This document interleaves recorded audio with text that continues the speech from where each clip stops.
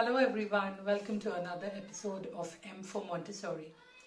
Last week we spoke about parent-teacher conferences and how parents can ace those conferences. It would be a little unfair if we don't talk about the other side of the coin. Yes, we're talking about teachers. Today we will be talking about how as a teacher you can take out more from parent-teacher conferences. We should always remember that parent-teacher conferences are of a relationship building exercise between the parent and the teacher. This is one of the core aspect of, it's like a piece, an integral piece of the jigsaw puzzle which forms the relationship building between parents and teachers or guides or the school also. This is a relation building program, as I told you, and our focus is not only on what is being said, but how we convey that message to the parents. Obviously, when we discussed about the parent-teacher conference, we told you that you need to be on time. So as a teacher, you need to have that schedule in place and ensure that the parents find that schedule appropriate. There are working parents who have certain time constraint. Other parents might have other time constraints as well. So as a teacher, you need to realize what best suits which parent and then analyze and then schedule the parent-teacher conferences. Give them some time to take out that particular time, the particular 10, 15, 20 minutes for the parent-teacher meeting or the parent-teacher conference. Sorry, always be prepared. So every child as an individual, we have our strong points, our areas where we can work on.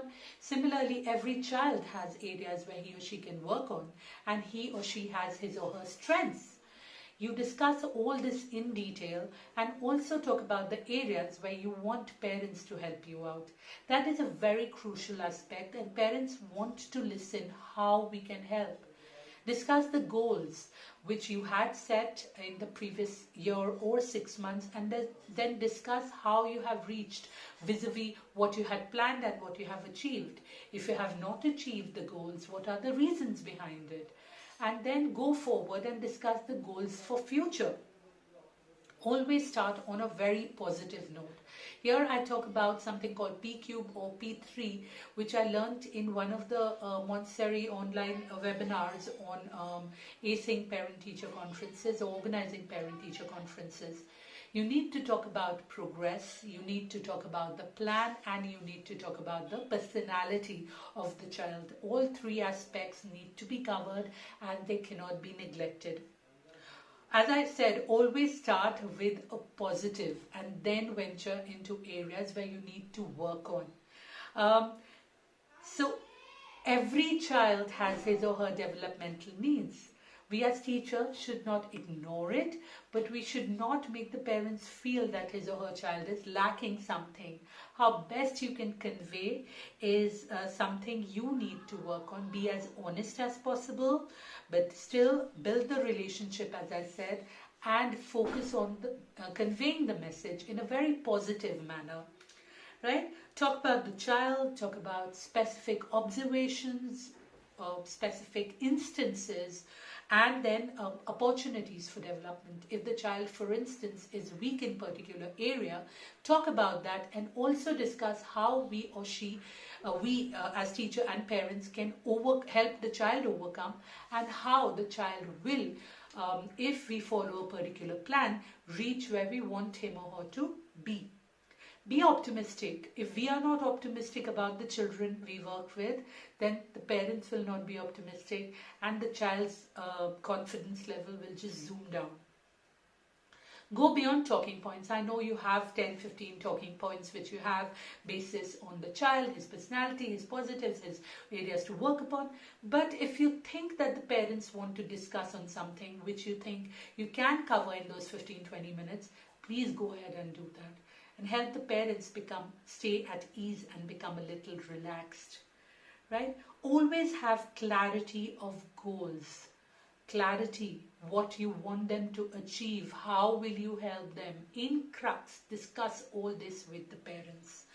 Be positive. Instead of saying your child is weak in this particular area, we can always say, and I quote, this is what we are going to focus on to help her or him move forward in a particular area, right? Ensure parents have understood. At times as teachers, we are in a habit of using some jargons that parents don't understand. Ensure that you check with them that has everything been understood. Is it being understood? Are they on the same page as you as a teacher are? Be very professional, be flexible. If parents appear to be overly concerned about a particular issue, discuss that issue first and then venture into the points that you have planned for the PTM or the PTC. Always discuss any area that might have bothered the child in his personal life. As I always say, be it a separation or a shift or a birth of a new sibling, anything. Discuss these points also. These softer issues should not be ignored at all. Be very attentive when you listen to the parents. Ensure that you're totally listening, you're all ears. Right? If they have taken out time and discussed things with you, express your thanks, express your gratitude, and always leave on a very positive note. Start positive, end positive. This is very important.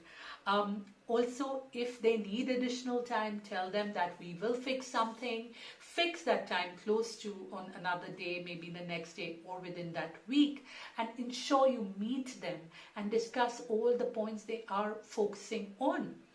Right? There are a couple of red flags, as I say, that you should avoid at any cost when you are speaking to a parent, especially in parent-teacher meetings. Comparing two children. Do not do that. Even if they are siblings, even if they are twins, please do not get into that zone where you compare two children.